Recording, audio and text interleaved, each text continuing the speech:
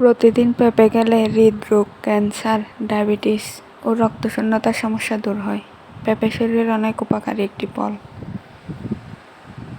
ডালিম স্মৃতিশক্তি বাড়াতে সহায়তা করে, রক্তে হিমোগ্লোবিন বৃদ্ধি করে, দেহে রক্ত চলাচল সচল রাখে। ডালিম একটি অনেক উপকারী ফল।